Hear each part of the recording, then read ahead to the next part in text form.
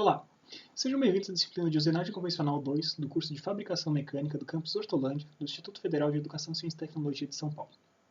Na aula de hoje, aula 2 desse curso, primeira parte dessa aula, a gente vai falar sobre alguns parâmetros de corte que vocês já conhecem.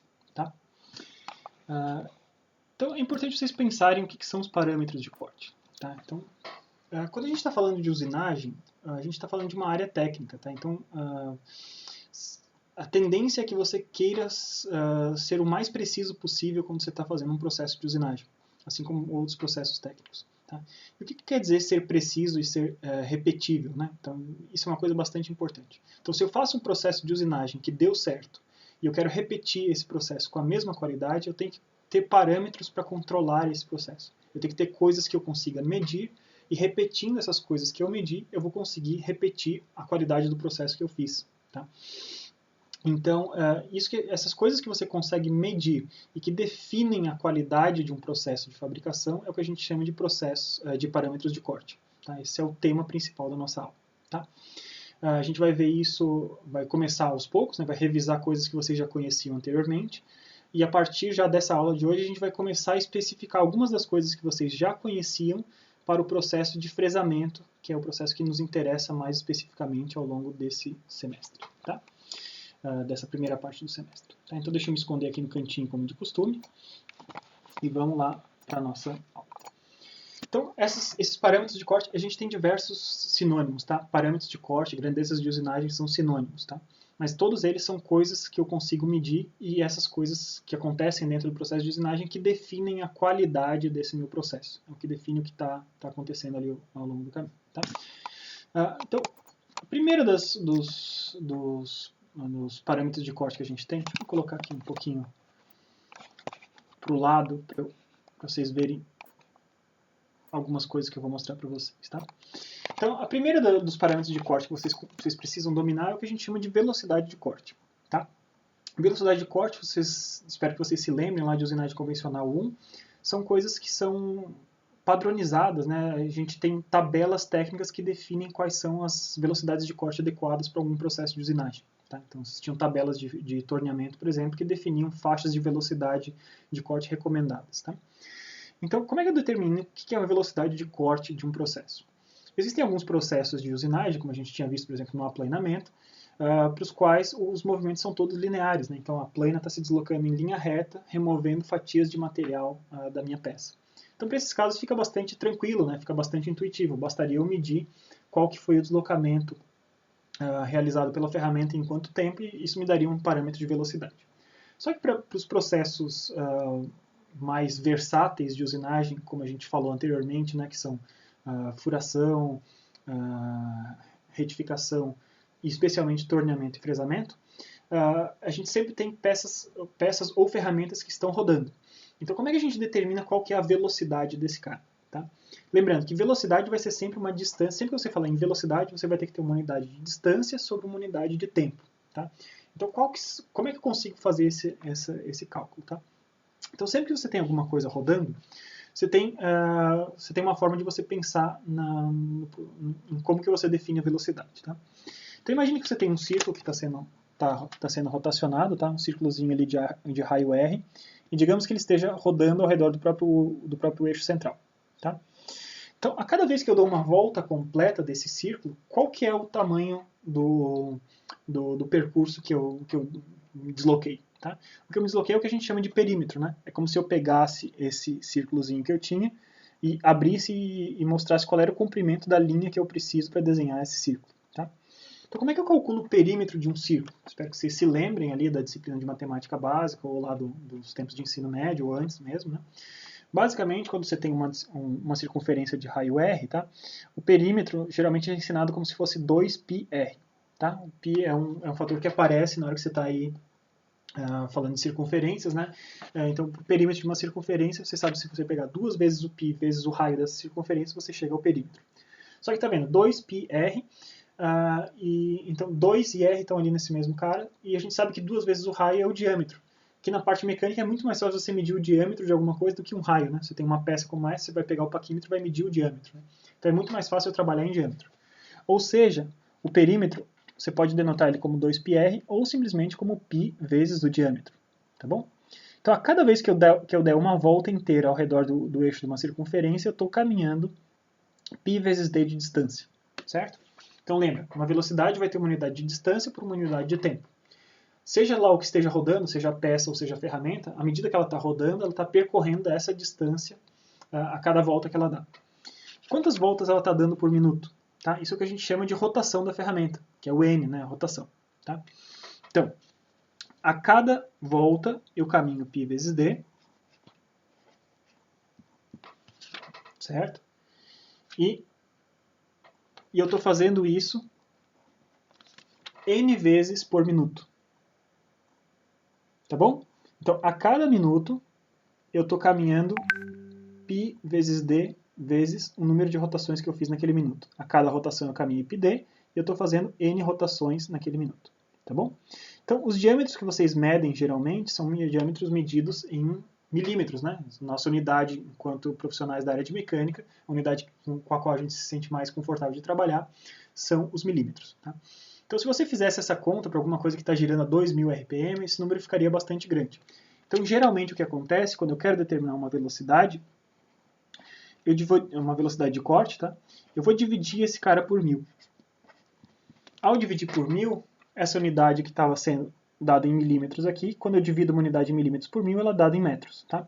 Então, uma velocidade de corte ela é calculada por π vezes o diâmetro, que é o quanto eu caminho a cada rotação, vezes o número de rotações que eu estou fazendo por minuto, dividido por 1.000 para esse cara sair em metros por minuto. Tá bom? Então, mesmo que vocês se esqueçam do formato específico dessa equação, vocês já sabem como é que vocês podem deduzir. Né? Sempre que eu ponho entre chaves ali, é a unidade desse cara. Tá? Então, beleza. Então, eu já sei que essa é uma forma de calcular a velocidade de corte. Tá bom? Então, tá aí na tela de vocês, πdn sobre 1.000. Tá? Só que, geralmente, o que vocês têm, na verdade, vocês não estão querendo achar especificamente num problema prático, vocês na frente de uma máquina, geralmente vocês não estão querendo achar quanto é que vale a velocidade de corte. Vocês estão querendo saber o quê? A partir de uma velocidade de corte que foi tabelada, que foi definida por alguém, que foi recomendada, vocês querem saber qual é a rotação que vocês têm que utilizar para que naquele diâmetro específico do desenho que vocês tenham, o tamanho da peça, vocês estejam naquela velocidade de corte. Tá? Em outras palavras, você geralmente está interessado mais em saber qual que é o N a partir de um VC conhecido. Tá? Então o que a gente vai fazer? A gente precisa saber isolar o N dessa variável, dessa equação aqui. Tá bom? Então a gente faz isso aos poucos, né? Eu sempre faço isso com bastante cuidado no quadro. Espero que vocês consigam entender. Então o que está nos incomodando ali? O que eu preciso para deixar esse N sozinho? Primeira coisa, aquele 1.000 ali embaixo, né, no denominador, ele está me incomodando. Né? Então, está no denominador, está dividindo, eu vou passar esse 1.000 para o outro lado da equação multiplicando. Então, passei para o outro lado, eu chego em 1.000 vezes VC, vai ser igual a π vezes d vezes N. Tá? Sempre que vocês forem isolar alguma coisa, não tenham pressa, tá bom? Façam por partes. Essa é a primeira etapa. Beleza, agora eu quero isolar esse N. O que está me incomodando agora? Então, eu tenho π vezes d multiplicando esse N. Tá? Então, se eles estão multiplicando, eu posso passar esses caras dividindo. Então, eu tenho o mesmo 1.000 VC que eu tinha anteriormente, dividido por π vezes d. E agora eu cheguei no meu N isolado. Meu N isolado, então, vale 1.000 VC dividido por πd. Tá? Não se apavorem, porque ele está isolado no lado que vocês não estão acostumados. Está isolado para o lado direito, o N. Né? Isso aqui é uma igualdade. Se N é igual a isso é igual a N, então se vocês ficarem mais à vontade, vocês podem escrever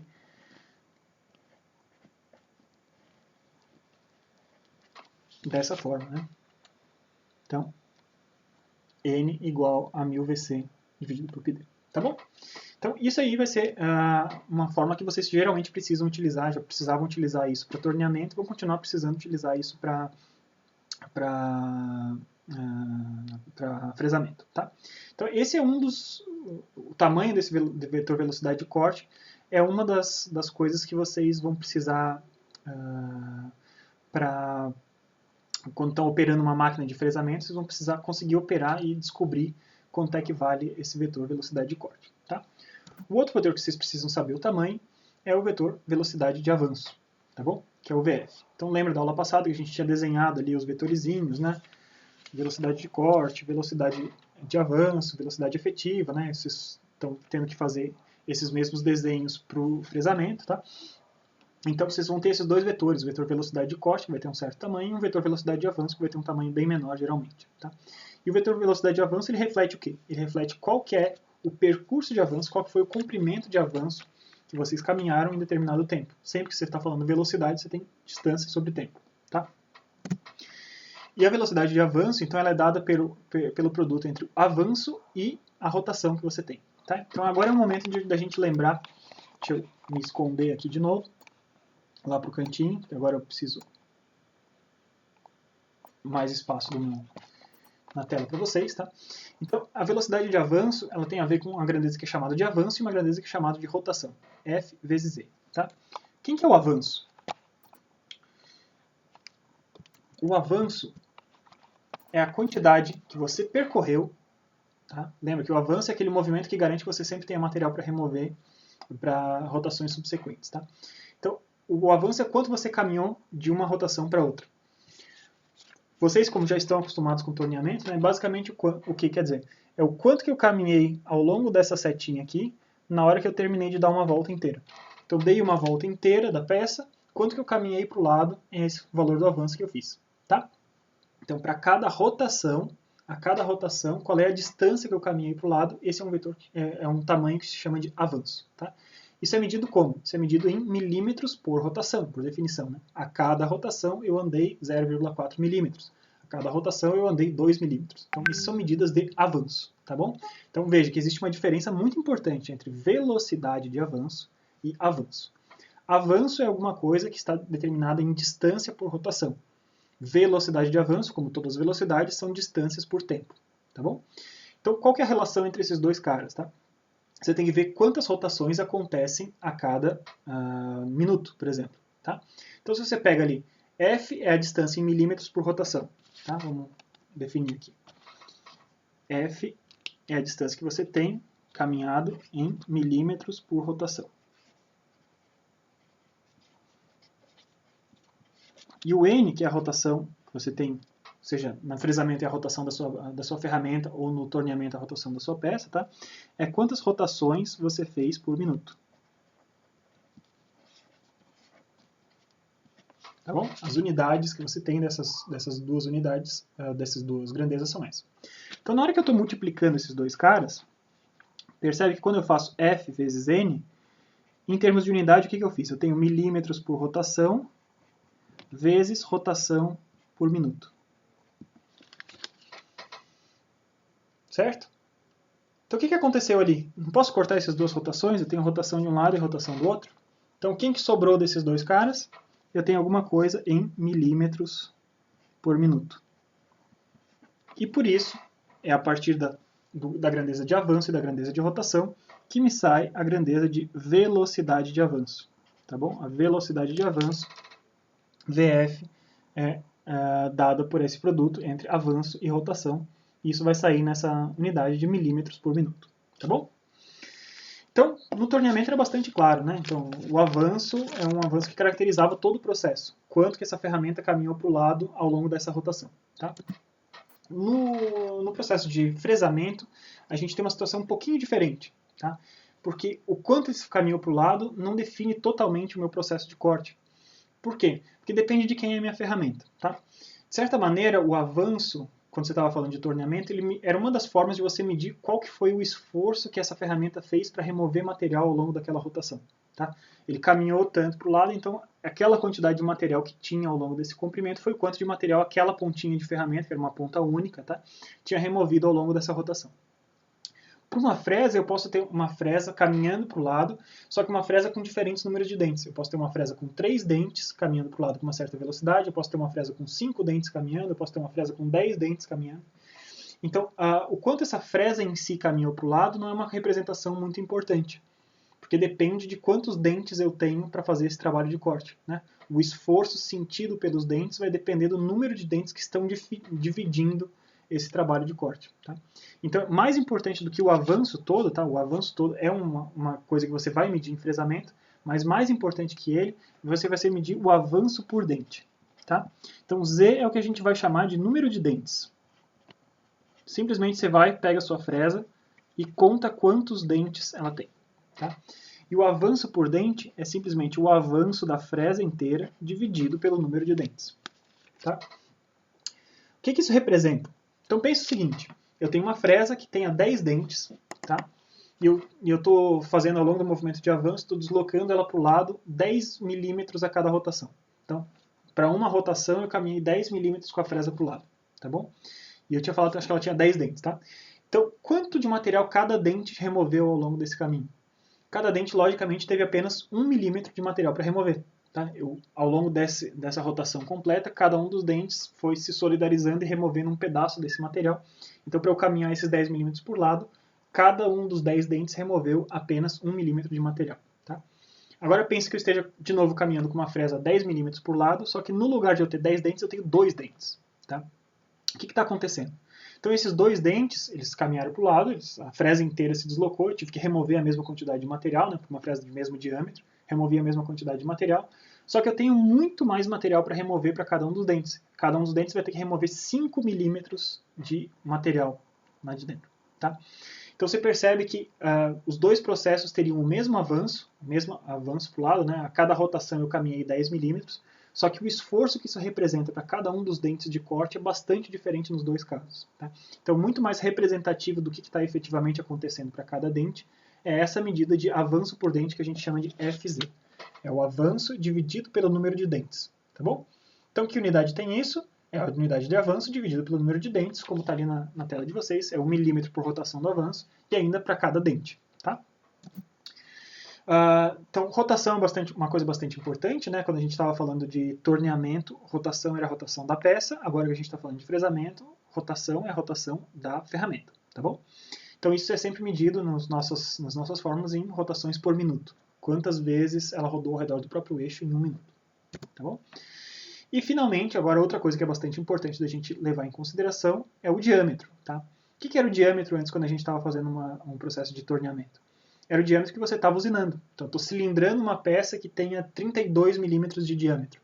Então, você utilizava esse diâmetro de 32 milímetros aqui na equação de velocidade de corte para determinar qual era a velocidade de corte que estava sendo utilizada. Tá? Então, esse é o diâmetro da coisa que está sendo rotacionada. Né? Lembra que a gente tinha visto ali, quando a gente tem uma rotação de alguma coisa, isso está associado ao diâmetro do que está sendo rotacionado. Tá? Então, o que está sendo rotacionado no fresamento não é a mesma coisa que está sendo rotacionado no torneamento. No torneamento, a peça está sendo rotacionada, então o ponto do diâmetro que está sendo rotacionado é o diâmetro que você tem que inserir. Isso quer dizer o quê? Você está usinando uma peça e para diferentes posições daquela peça você vai ter diferentes velocidades de corte que estão agindo, né? Porque aquele diâmetro vai variar a partir do valor que tem no desenho, né?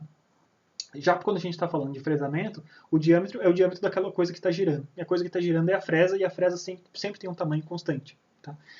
Então, o que vai definir a velocidade de corte de um processo de fresamento vai ser o diâmetro da fresa, o número de dentes dela, tá? Mas o diâmetro da fresa inteira é uma coisa constante. Tá bom?